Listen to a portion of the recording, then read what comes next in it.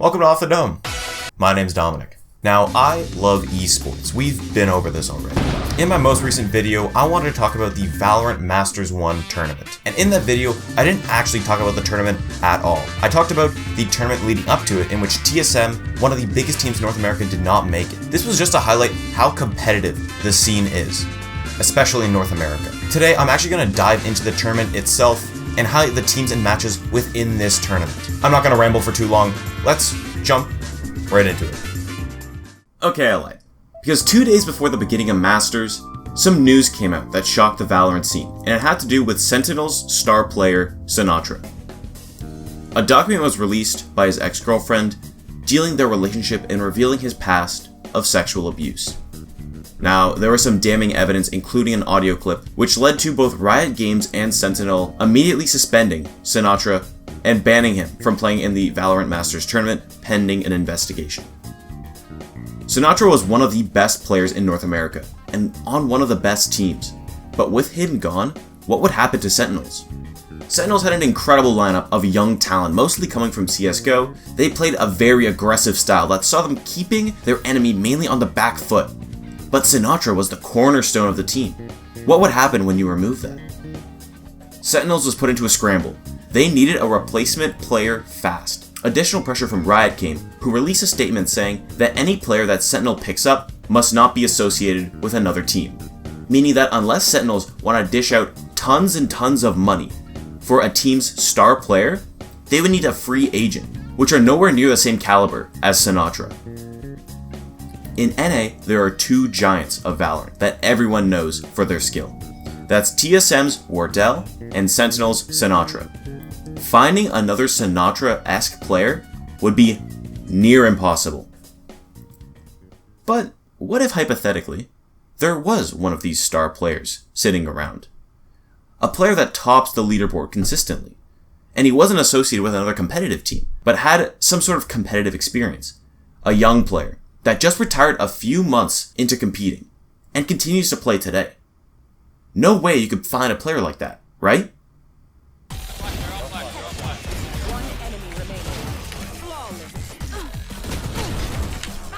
Last player standing. One enemy remaining. One enemy remaining. TenZ is a 19-year-old Valorant pro who previously played on Cloud9, whose team was often literally referred to as TenZ and Friends. TenZ was a jet player, much like Wardell, except even more aggressive, with the same aim and decision-making to boot. He was considered one of, if not the best player in NA when he played. But after Cloud9 made some roster changes, switching out coaches and replacing his friend on the team Shinobi, TenZ retired from competitive Valorant to stream full-time for Cloud9. It seems as though TenZ wasn't done competing for Valorant, but he wanted to wait until the right opportunity to return to the scene. And damn did he find it.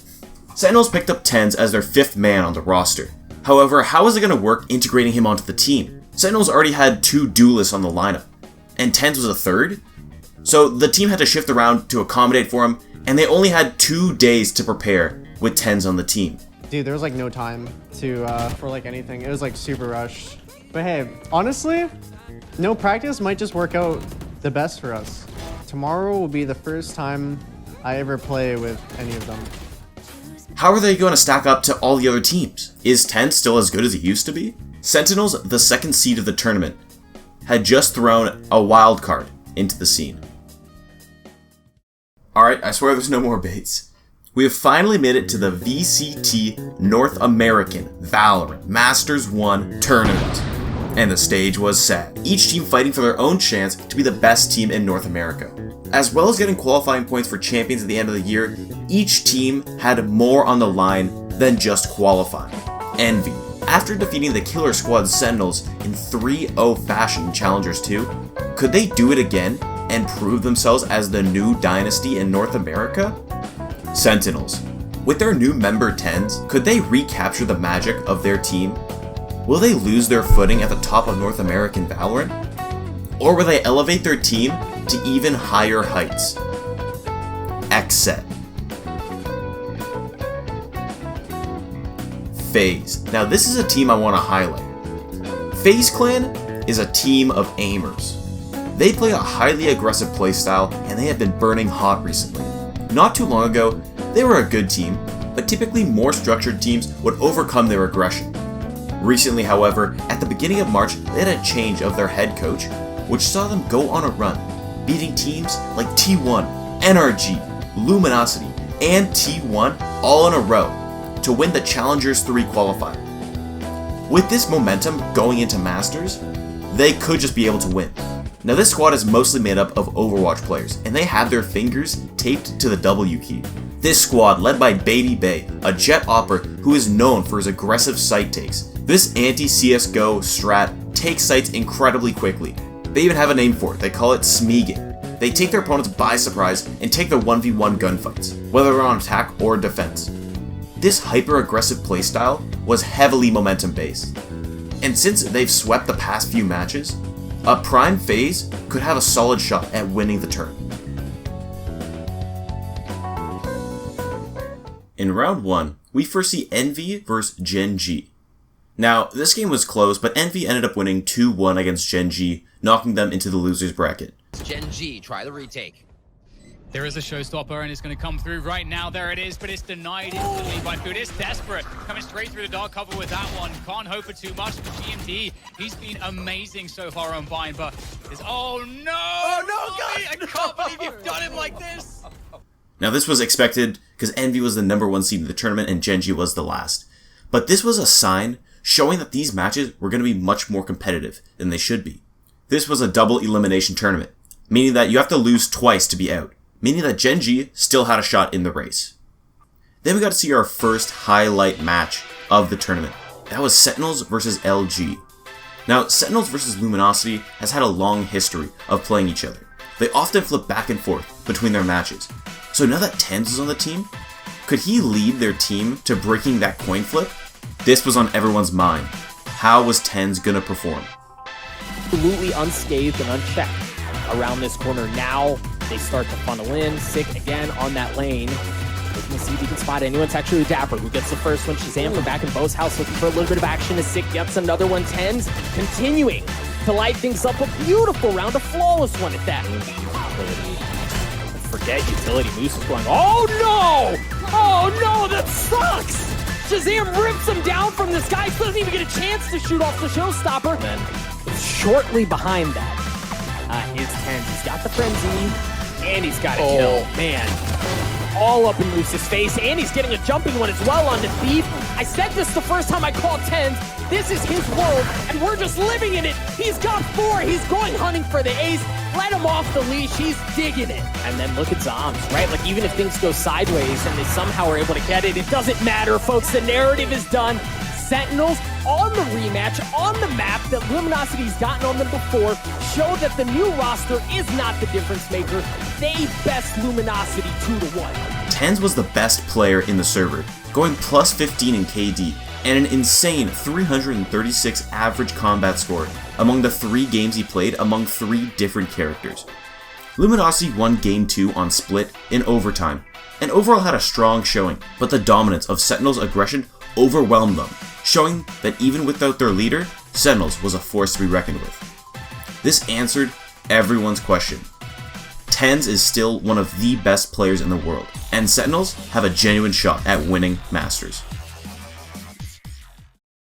The other match in round 1 was Immortals vs 100 Thieves, which saw 100 Thieves upsetting Immortals and taking the match 2-0. The final match was FaZe vs Exit.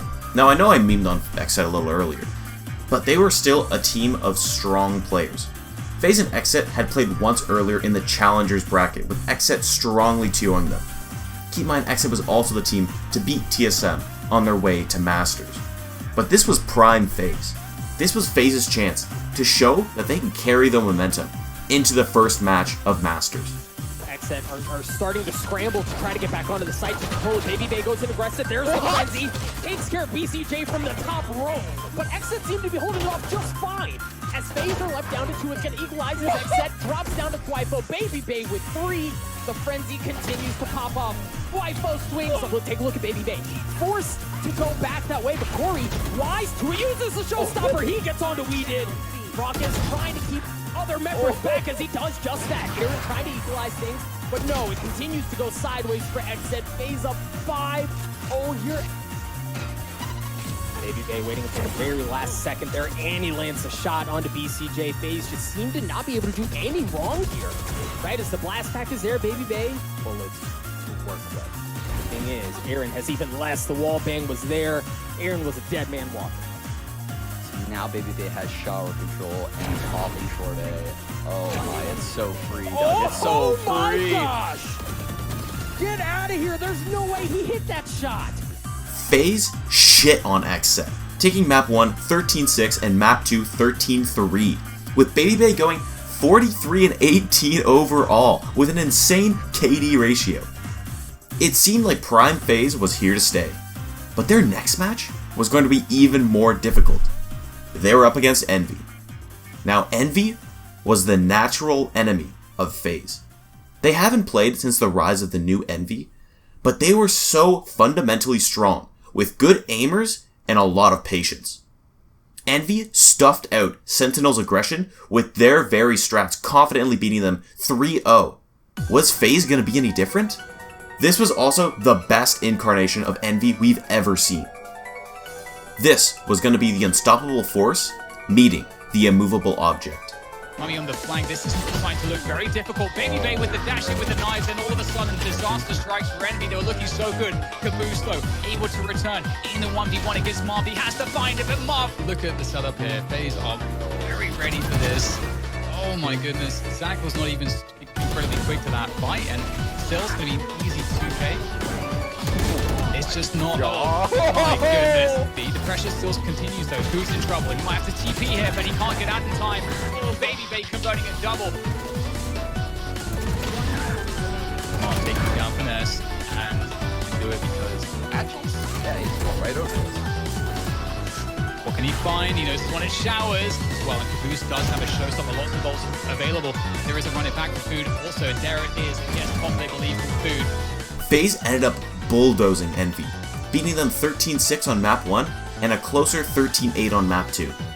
FaZe's hyper-aggression was too much for Envy to handle, being overwhelmed on site and losing a few too many points. All of a sudden, FaZe was in winners finals, guaranteeing them at least 3rd place in the most competitive tournament in North America to this date. A team stuck in its ways could prove themselves to be the best team in North America. On the other side of bracket, it was Sentinels versus 100 Thieves.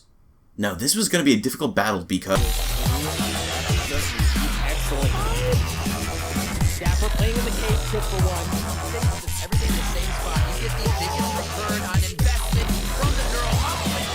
Shazam good for one as well. Sentinels shat on 100 Thieves, 13-2 in the first map and going in overtime in the second. It seemed like Sentinels was unstoppable. With TenZ on the team, it seemed like they had gotten even more aggressive. TenZ's superior aim and decision making let them win one-on-one team fights like it was nothing. Sentinels had made their way to the winners finals, finally meeting the dark horse in a tournament match, FaZe. Baby Bay made a tweet that perfectly described how this match was going to go down. FaZe vs Sentinels matchup is going to be like 15 minutes long, with how we both speedrun teams LMFAO. FaZe was going to be tested once again to see if their win streak was true dominance or just that, a win streak. FaZe hasn't beaten Sentinels since June of last year. That was before their even more dominant incarnation with TenZ on the team. This was the battle of an unstoppable force meeting another unstoppable force. Now they've gotten to the bracket spot, and this is normally where things get hot. Doms, however, stops it. He's already got 3. The paranoia is there as well. Great response. Woo! And things very quickly. Great. As soon as they started, they come to the squeaky call. Marv left alone. Continue to drop. Rockets left alone in a 1v4. He can pass this bad way up. Whoa. Felt the wind on that drop shot as they hardly ever see this. And you get to see how the util is perfectly used to retake the site. Oh, 6 hits to kill, and that's what he needs to get the rolling, or excuse me, the run it back. with the operator, gets one stick once again, showing the efficacy of that ultimate.